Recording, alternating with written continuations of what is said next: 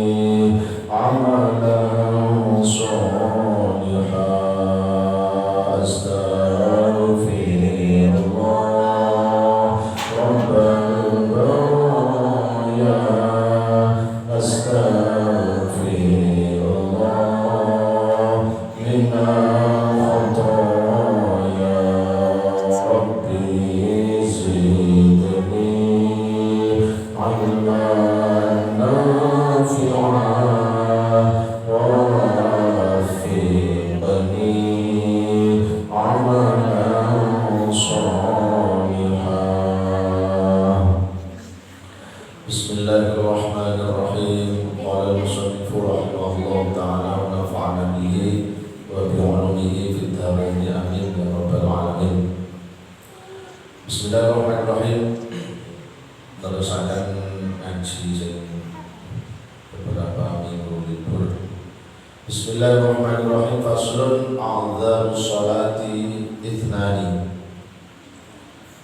A'dharu sholati utai biro-biro udhure sholat. Ithnani ku ana loro. An-naumu siji turu, wan nisyanu lan lali. Bismillahirrahmanirrahim. Kalau terangkan bab menerangkan tentang udzur. Udzur itu alasan meninggalkan sholat atau alasan mengakhirkan sholat dari waktunya. Misalkan zuhur itu misalnya waktu ini jam 12. Terus jenengan nglakoni sholat itu jam 1 atau jam 2. Lah, niku sebab nopo jenengan kok sampai menunda jam 1 atau jam 2. Nah, diperbolehkan atau tidak niku tergantung. Mungkin niku alasan.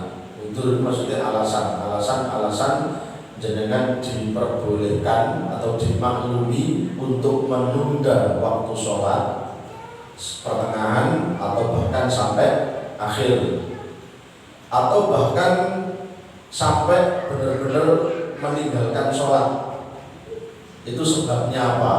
Diperbolehkan atau tidak?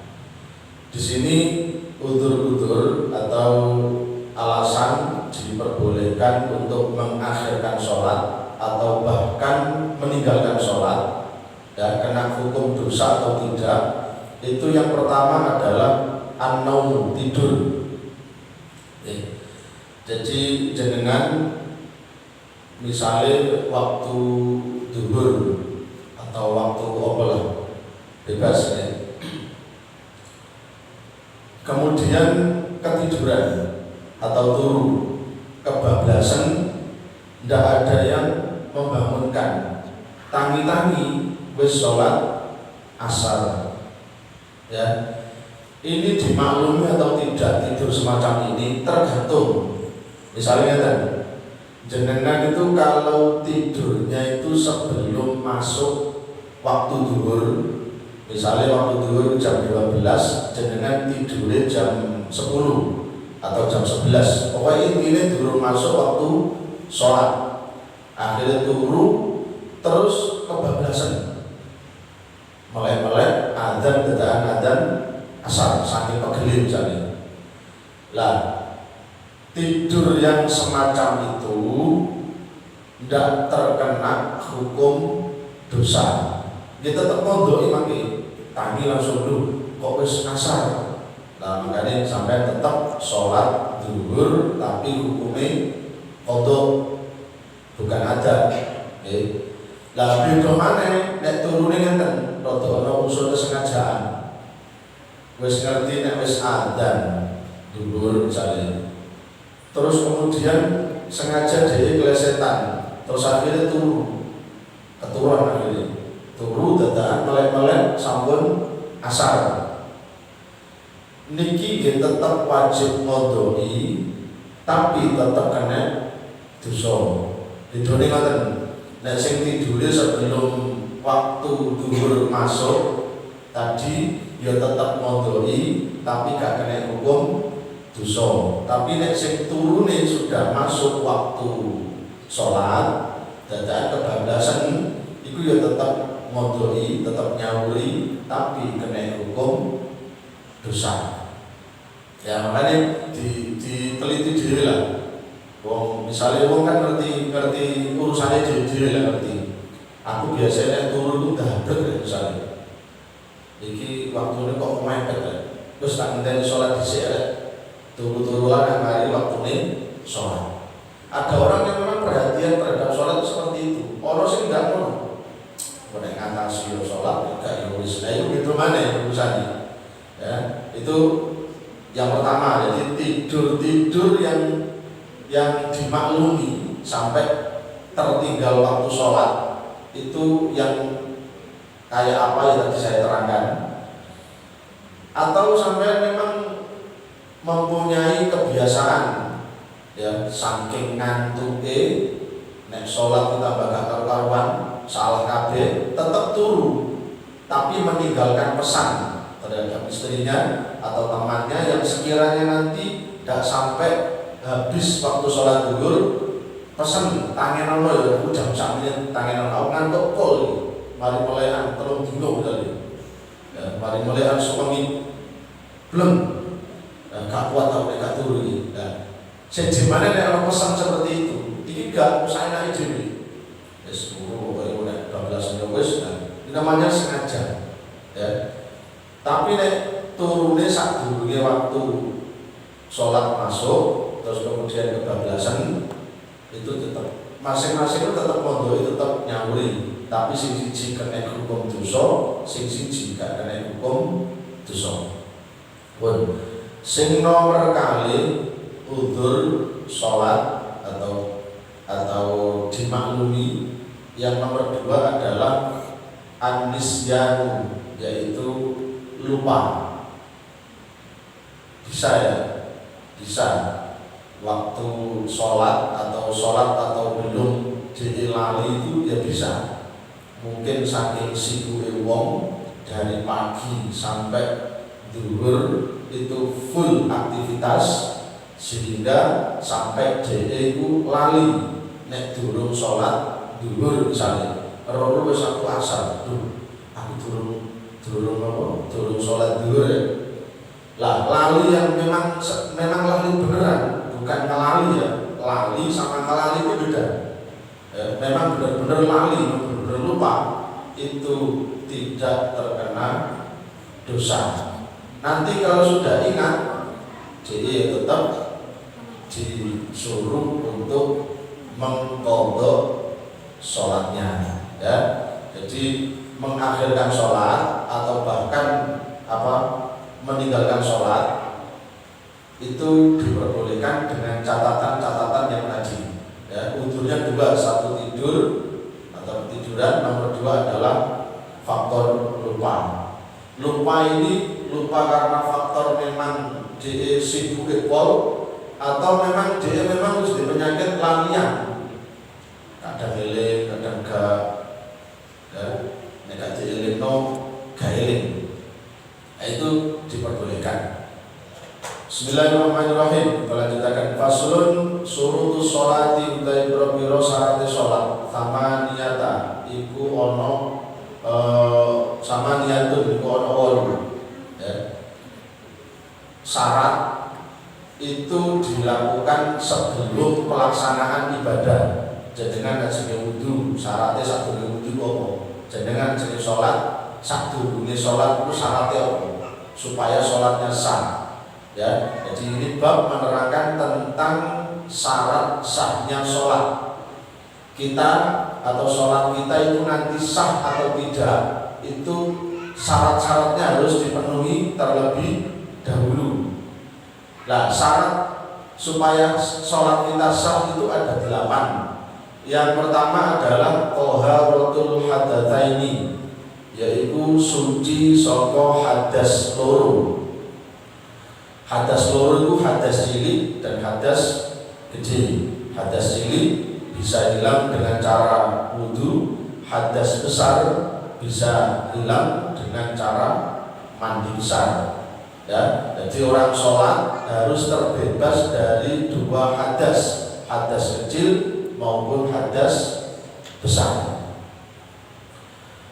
Kemudian yang nomor 2, wat taharatu anil najasati, suci dari najis, fit thawbi ing dalam pakaiane, wal badani lan badane, wal makani lan panggonane. Ya, yang nomor 2 adalah syaratnya harus suci dari najis, baik itu pakaian yang dipakai, kemudian badannya, kemudian tempat sholatnya itu harus suci, tidak ada najis yang menempel. Kemudian yang nomor 3, wasatrul aurati, menutup aurat, wasatrul aurati lan nutup aurat, menutup aurat.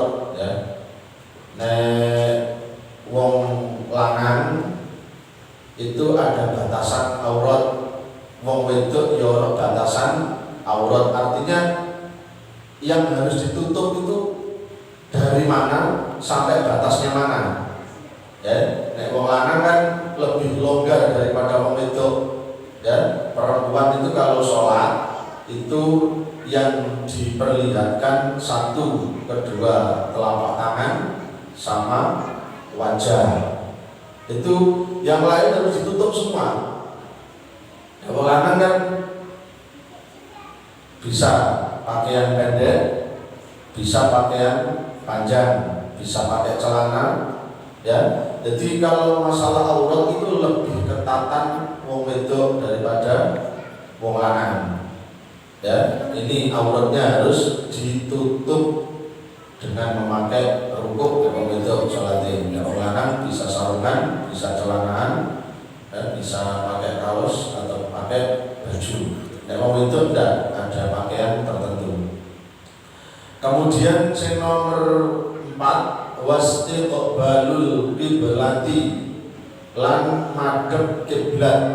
Tentu kita orang Indonesia karena berada di timur Ka'bah, di timur Makkah, maka sholatnya menghadap ke kiblat atau ke barat. Ya. Tapi bagi orang yang memang posisi negaranya atau tempat tinggalnya berada di utara Ka'bah, sholatnya menghadap ngidul. Kondisional. Kalian mau dengan pas umroh atau haji temeriku, nek sholat itu bebas. Ape madhep mulon ya monggo, adep ngetan ya monggo, adep ngalor ya monggo, adep mulon ya monggo, adep ngidul ya monggo, terserah. Jenengan tinggal mengkondisikan di sebelah mananya Ka'bah. Tapi nek ning Indonesia sini sampai mau ndak mau ya madhep ke sana, bilang. Tapi nek Masjidil Haram kan memang kita posisi Ka'bah itu dikelilingi bangunan masjid, kita tinggal menghadap, terserah pokoknya madhep ke Ka'bah itu, ke kiblat Ka'bah. Kemudian yang nomor 5, wa dukhulul waqti, lan manjing waktu. Syarat sahnya sholat kita itu sah atau tidak, kudu ngerti nek waktune sudah manjing, sudah masuk. Nah, saya kira enak kan, saya tinggal mendengarkan alarm bisa, tinggal mendengarkan azan di musola atau di masjid sudah bisa, gampang. Oh sudah zuhur, oh sudah asar, oh sudah maghrib, sudah isya, sudah subuh, itu gampang saat ini. Jadi zaman-zaman saat ini itu kabeh itu digampang kalau Gusti Allah. Beda kalau zaman biyen. Saat ini sing boten gampang itu nopo? Gampang kabeh. Bahkan jenengan mau belajar apapun itu mudah. Untuk mengakses itu mudah sekali. Itu zaman saat ini. Jadi cara nopo nggih? Zaman itu tambah akhir itu nopo mawon itu digampangno karo Gusti Allah. Nopo mawon nggih. Pokoknya sudah ada zaman digital atau elektronik itu kabeh digampangno kabeh. Zaman riyen niku jenengan duwe dulur nang Malaysia, nang Sumatera, Kalimantan, iku pengen ro kabare iku surat-suratan itu sampai bulan-bulanan. Nggih. Kalau nanti ada derek itu kerja teng Malaysia di sekitar tahun 90-an. Niku pengen ngerti kabare mawon, kabare ya opo man. Ngenteni balesan alhamdulillah kabarku apik. Penggaweanku lancar itu sampai 1 bulan 2 bulan baru dapat kabar dari sana. Saiki jenengan tinggal WA atau lawan saged, jenengan tinggal video call sumerap wajahe dulur jenengan. Digumbang ono kabeh. Sing kelahiran 80 mesti ngalami hal-hal sing kados ngoten.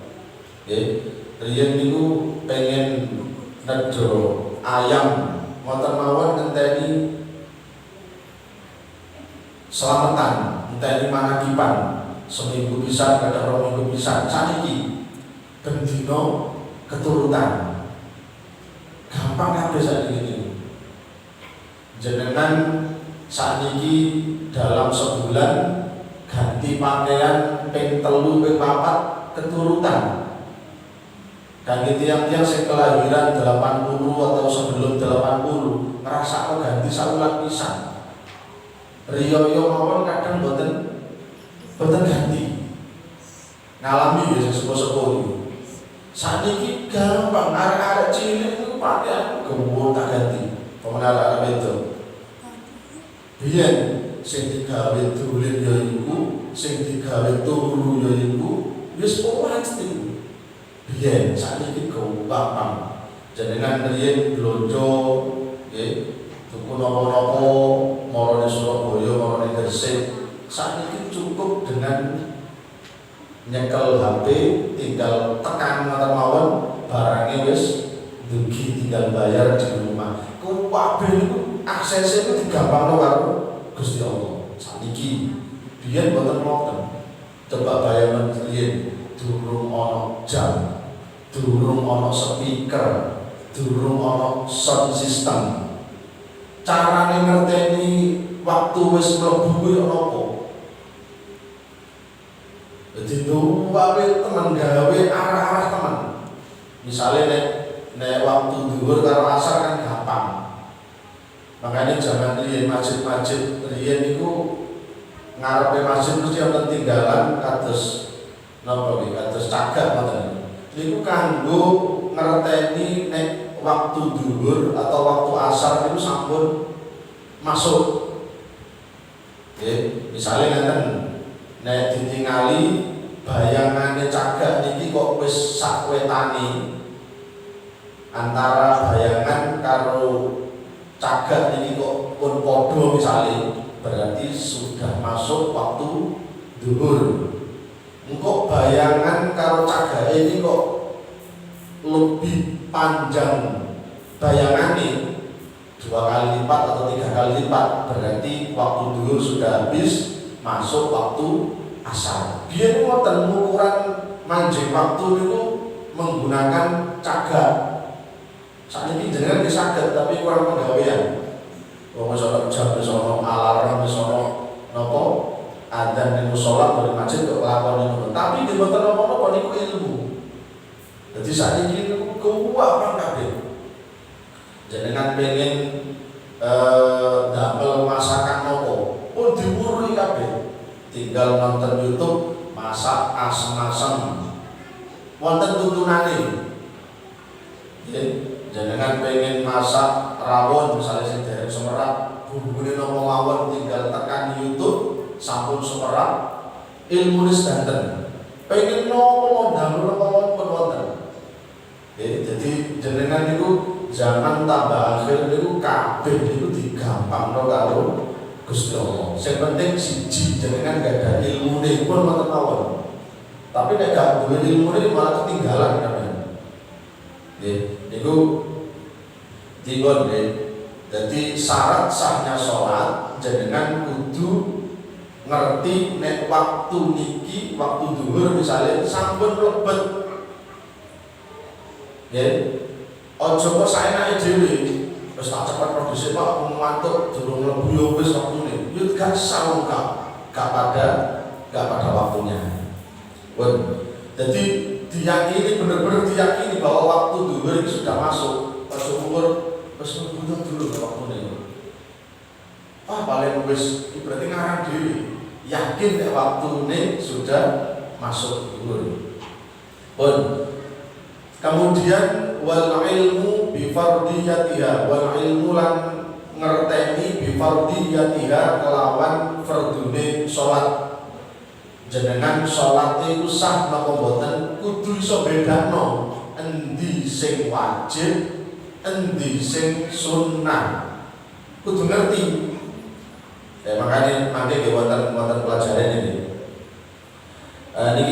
Niki penting nggih. Jadi misalnya ojo sampai jenengan sholat ini nang gak ngerti sing wajib pundi, sing sunah niku pundi. Misalnya contoh gitu. Kita tahu bahwa baca Fatihah itu hukumnya wajib karena itu bagian daripada rukunnya sholat. Dadak orang meyakini sing wajib itu baca surat-surat pendeknya, bukan Fatihahnya. Ini kan kacau. Akhirnya Fatihah gak diwaca, dia tambah maca surat-surat pendek. Makanya kudu ngerti endi sing wajib dilakoni, endi sing sunah dilakoni. Nek pas sunah wae ditinggalno gak apa-apa, salate tetep sah. Lah nek sing sampe tinggalno sing wajib, salate nggih boten sah. Sing nomor selanjutnya wa alla ya'taqida lan ento ora ngeyakini sapa wong fardhon ing siji fardu min furudiha saking pira-pira fardune salat sunnatan ing sunnah. Jangan sampai kita meyakini salah satu dari fardunya salat itu diyakini sunnah bukan wajib. Ya tadi Fatihah itu hukumnya wajib. Ojo sampai diyakini sunnah. Wajib harus diyakini wajib. Ya, jangan sampai meyakini salah satu dari fardunya sholat itu diyakini sebagai sunnah. Wajib ya wajib, sunnah ya sunnah. Kenapa harus demikian? Nggih, nek sunnah itu jenengan boten nglakoni itu sholatnya tetap sah. Tapi nek wajib gak dilakoni sholatnya boten sah. Sing nomor salajengipun wajibina bil mubtilati lan ngedoli saben-saben perkara kang batalno salat, ya, benar-benar dijauhi yaitu sesuatu yang bisa membatalkan sholat, ya. Misalnya kata wili ruknin qasirin amdan, ya, kayak apa, memperpanjang rukun yang pendek dengan sengaja, ya. Mestinya jenengan itu rukuk atau sujud itu ya saperlune. Ini itu bawa pokoknya banyak lah istilah yang nanti yang membatalkan sholat banyak. Ini sekilas nih, syarat-syarat supaya sholat kita itu sah ini harus dipenuhi supaya apa, sholat kita sah. Bismillahirrahmanirrahim. Al-ahdatsu utawi pira-pira hadas isnani ku ana loro.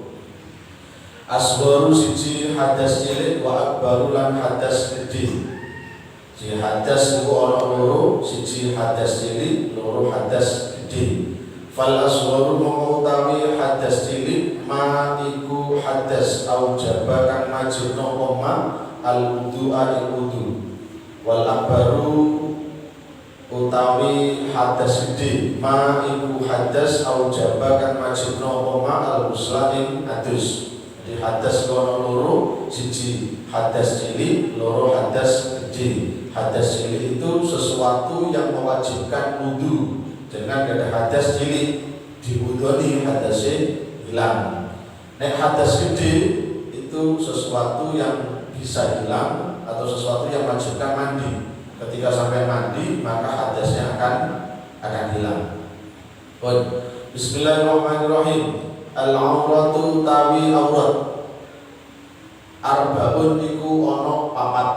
Jadi aurat itu dari artinya itu ya kemaluan, artinya itu sesuatu yang wajib ditutup itu aurat.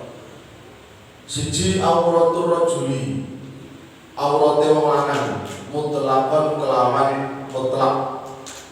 Ya, siji aurat memang ono papat, siji yaitu aurate wong lanang secara mutlak. Oke. Baik itu aurat di dalam atau aurat, ya. Aurat atau aurat sama. Baik itu aurat di dalam sholat atau di selain atau di luar sholat. Jadi wong lanang tadi tak gambarkan deh. Wong lanang itu aurate itu apa, lebih sempit daripada wong wedok, batasannya itu maksudnya. Di sini wong lanang itu mana aurate itu ma baina surrati war rukbati, yaitu anggota di antara pusar dan lutut. Misalnya dalam kondisi sholat, wong lanang itu misalnya kok sholat itu cuma pakai celana saja. Yang penting dawane sak isore dengkul, dukure sak dukure udel atau pusar, itu sholat sudah sah. Karena batasan aurat itu cuma sakmono. Cuma kan gak sopan menawan. Umpama kok sholat seperti itu sudah sah. Jono wong lanang, pakai celana sing panjangnya sak isore dengkul, dukure sak dukure pusar atau udel, sholat niku sampun sah. Ya, jadi aurate wong lanang itu baik di dalam sholat maupun di luar sholat itu batasannya sama. Seperti nutup itu, ya, itu batas minimal. Tapi yo mongso ngadep ning Gusti Allah, ngadep ning Pak Lurah, mau kemana saja komplit, ya, madhep ning Gusti Allah sakmono. Cuma umpama seperti itu sah. Artinya kita harus punya tahu ilmunya maksudnya itu. Sing nomor loro wal amatu lan wadon amat fi sholati ing dalem sholat ma iku anggota bainas surrati ing dalem antarane udel war rukbati lan dengkul. Jadi aurate wong wedok sing amat itu pembantu ya cara ning Arab itu antara pusar dan lutut ya.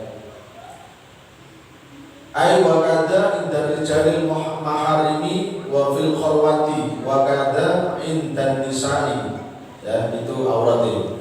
Kemudian wa auratul hurrati lan aurate wong wedok merdeka, masih kayak kita ini fi sholati dalam sholat jami'u badaniha iku sekabiane badane hurra ma siwal wajhi ma iku anggota siwal wajhi saliyane wajah wal kafaini lan kedua telapak tangan.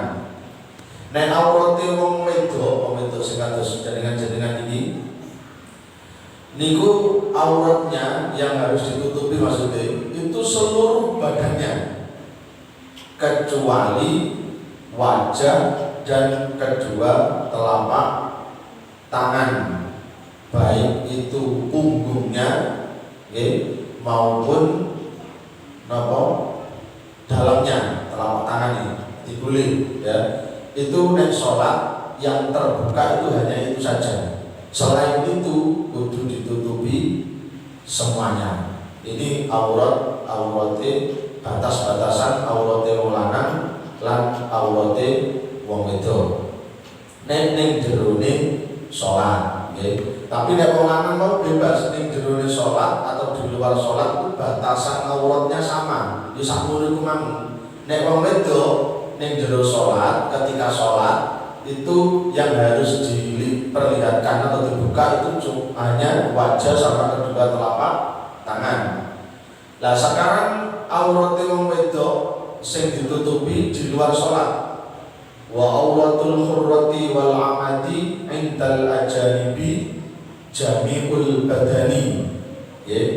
Wa auratul hurrati utawi aurate wong wedok merdeka wal amati lan amat atau pembantu indal ajanibi ing dalem sandinge wong lanang liya nggih jami'ul badani iku sekabehane badan wa inda maharimiha lan ing dalem sandinge mahrami wong wedok merdeka lan amat wan nisani lan wong wedok maniku anggota badan baina surati ing dalam antarane mudel warubati lan dengkul. Dinten nggih nek ning jerone salat aurate wong wedok niku sing diperlihatkan hanya wajah sama kedua telapak tangan. Itu di dalam salat. Nek di luar salat ketika dia berada di banyak kerumunan atau di tempat karo wong lanang-lanang liya itu seluruh badan ya. Jadi aurate wong wedok itu sama sebenarnya. Jadi ning jabane salat ya ditutupi, ning jerone salat ya ditutupi. Iku nek karo wong lanang liya, maksudnya bertetangga atau metu teko omah istilahnya. Tapi ketika berada di kerumunan saudaranya, misalnya ning adike, ning cacahe, ning wong tuwane itu batasannya antara pusar dan lutut. Misalnya jenengan itu lebih bebas terbuka itu nek ning jero omah. Misalnya nek ning jero omah misalnya gak kerudungan mboten napa-napa atau jeneng jero omah jenengan cuma karoan mawon cekak misalnya sak dengkul niku mboten napa-napa. Tapi begitu keluar rumah niku harus ditutupi.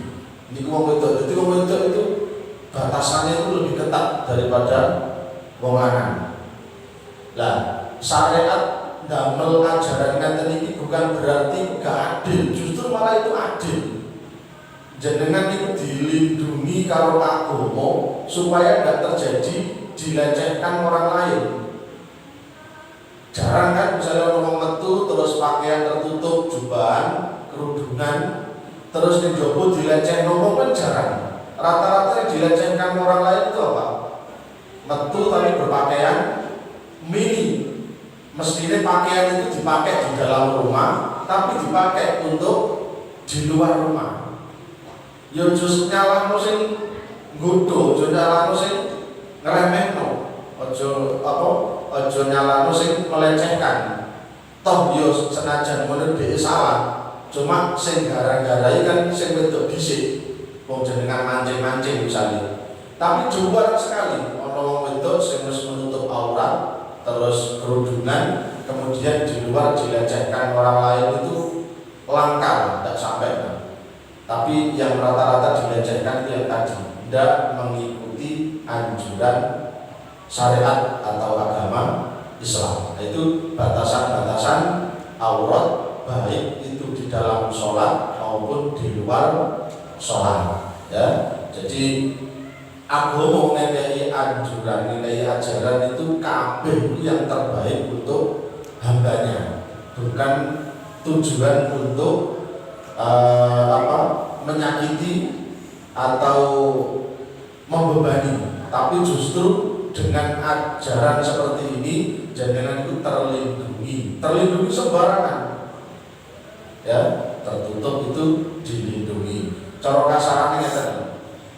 Nggih, misalnya jenengan itu teng pasar ya, antara beli jajan sing dikeletakno pinggir-pinggir jalan karo sing ning jero etalase bungkusan, itu harganya mahal yang mana? Yang bungkusan yang di etalase. Nggih, sing ning dijejer dalan-dalan iku wis kebuka kabeh ya. Ana wong moro-moro donga. Piro meniki bante. Ngono kok larang tinggal kok ana wong maneh, dicatat maneh, dicek maneh. Piro meniki, Bang? 2.000 kok larang niku sudah situ. Tapi kalau barang itu di dalam etalase, orang-orang cuma hanya bisa melihat yang bisa membeli yang serius, yang mau membeli yang benar-benar serius mau membeli. Gambaran waktu itu kemana? Dijadikan tidak tertutup, masih tertutup auratnya, tidak dibuka di sembarang tempat. Itu orang yang memang ada keperluan dan butuh dengan sampean itu ya yang memang yang serius. Tidak serius gak mungkin. Sampean lah kok gak wani lho. Kawani yang masalah religius misalnya. Orang yang mau mendekat ke rumah jenengan mau segan atau sungkan. Apa maneh sampai kabeh ngelecehno malah gak wani. Tapi coba kalau orang ini sudah terbuka ning diwae wis modele kaya ngono, antara pakaian di dalam rumah sama di luar itu sama saja. Wong-wong itu gampang aja. Kudu dan lain-lain.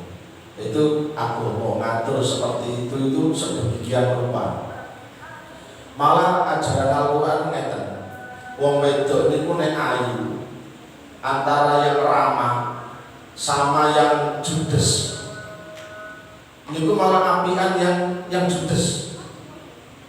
Nanti judes sih. Judes ini enggak ramah. Jadi wong wedok khusus dari wong wedok sing ayu iku malah nek ditakoki wong lanang liya, iku malah ajarane Al-Qur'an iku mboten dikongkon ramah, mboten dikongkon halus, dikongkon kasar.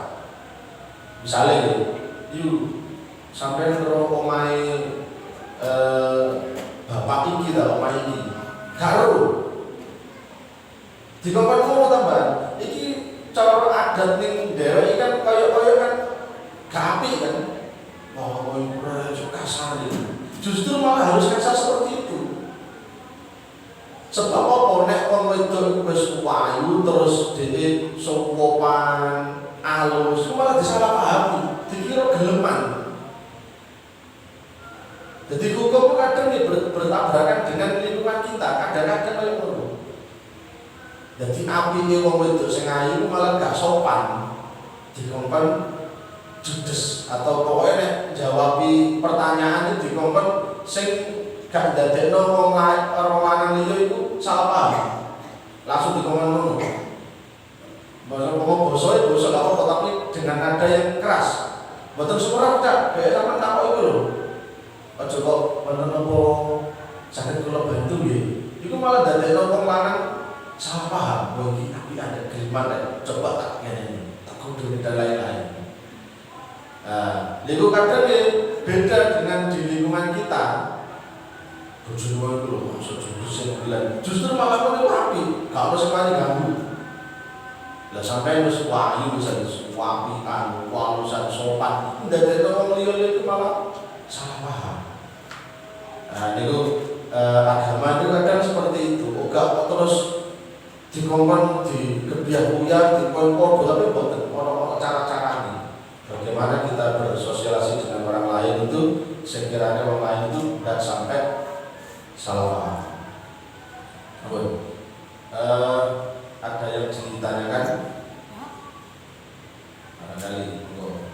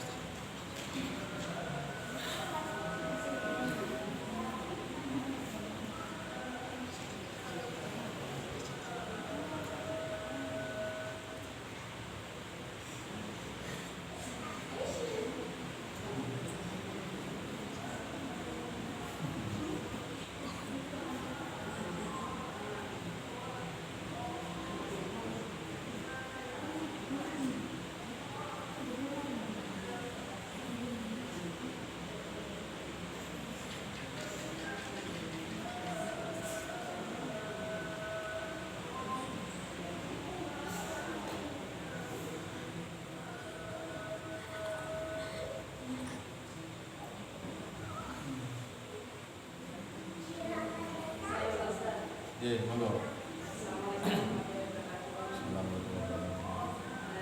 yang terakhir kan bahasanya kalau ada orang, tadi bahasanya orang cantik ya Pak, menyebutkan untuk orang cantik saja atau semuanya?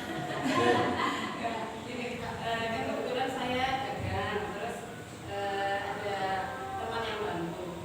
Saya menganjurkan kepada teman yang bantu itu ramah sama pembeli. Jadi kalau misalkan ini tanya alamat atau apa gitu, apa komunikasi gitu. Ngeten nggih. Jadi sing kula jelasaken mau ngeten. Tidak ada hubungannya sama dengan jual beli atau mengobati. Jadi ada wilayahnya. Nek justru nek wong sing jual beli ya syaratnya harus ramah. Gak boleh beli kok judes ya malah gak payu. Maksudnya ini di luar konteks jual beli atau apa ya? Kan macam-macam kan. Profesi ini ada yang jual beli, ada operator, ada macam-macam lah. Sing di situ disyaratkan memang harus ramah dengan konsumen. Ya tidak apa-apa. Ini maksudnya itu di luar itu, saya kendalan, atau mutilah sing tidak ada hubungannya karo profesi atau pekerjaan sing jenengan tekuni. Kan tidak mungkin jenengan jadi operator misalnya terus ono wong tanya tentang elektronik yang tidak paham terus takon kono iki malah dipecat jenengan. Jadi dimaksud ini di luar profesi. Tidak apa-apa dengan tanggal bener. Jadi nek harus ramah seramah-ramahnya. Yang penting tetap di dalam hubungan sama dagangan, nggak melebar di lain. Kadang kan wonten yang dagang melebar wonten. Misalnya jenengan harus menawarkan dagangan dengan ramah, dinyang, dadak wong sing tuku takok, "Mbak sampeyan rondo ta perawan?" Ini melebar namanya. Lah wonten wong kadang itu salah pahami. Makanya tetap ada batasan-batasan. Lah wonten itu. "Mbak sampeyan rondo ta perawan?" Ora iso rondo dana piro? Omahe ndi? Ana WA-e. Dan merambah ke dindi kan. Makanya kalau ngomong batasannya ayu. Nek ayu kan nggak mungkin sampai menipu kan. Lah jenengan misalnya wis dodolan niatnya apik harus ramah sama konsumen, sing pembeli kok belara kok dindi. Nah jenengan nggak usah melayani atau sebatas dijawab meneh. Nggih, aku rondo misalnya. Nek pengen serius juga gak usah hubungan saiki, nanti. Aku jadi bapak, jadi ibu, sampai serius karo aku misalnya udah cocoknya yo moro nang omah, aja mikir aku sedang jualan. Tidak ada urusan dengan yang lain. Oke, jadi orang-orang yang piyambak kok jenengan dodolan, justru dodolan kudu rupa mas ramah-ramahnya. Gimana cara konsumen itu nyaman, konsumen itu terpikat lah istilahnya. Enak ngono wis murah, wong ramah. Jadi punya kesan seperti itu. Coba jerunu, kapok, lah betul celeng waktu. Dodolan sudah sing rendah. Iki di luar profesi sebagai penjual, operator atau apalah yang hubungannya sama konsumen harus ramah. Ini baik secara langsung maupun di media sosial sama nih. Ya, karena kita media sosial sama dengan artinya itu kedua ya sendiri. Media sosial secara langsung itu dalam bersikap juga sama. Sampai selaku pembeli, penjual melayani konsumen di media sosial sama. Sekarang kan jual beli online kan iya. Sekarang samaan yang akan gimana kak misalnya. Oh iya kak mau minat yang mana? Nah, itu kan jadi kan akhirnya kan tertarik kan dengan dagangan kita. Coba langsung ditakoi ini harganya berapa? Kak takut gak tuku ya? Terus gak mungkin balik di mana?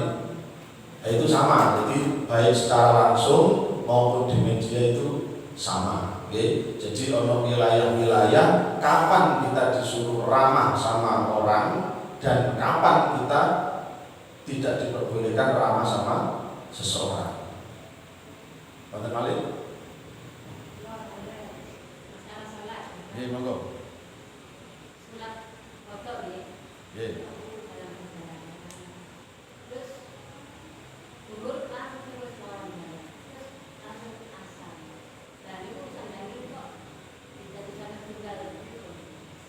Saling setunggal. Oke. Jadi ngeten nggih. Wonten tiyang lali atau keturun ya dari sholat kan kali ini wonten keturun nggih kalen. Terus begitu bangun turu dadakan sudah masuk waktu asar. Cara mengkondorinya duluan kondori disiap dikon ngandeli napa dikon sak marine salat asar. Niki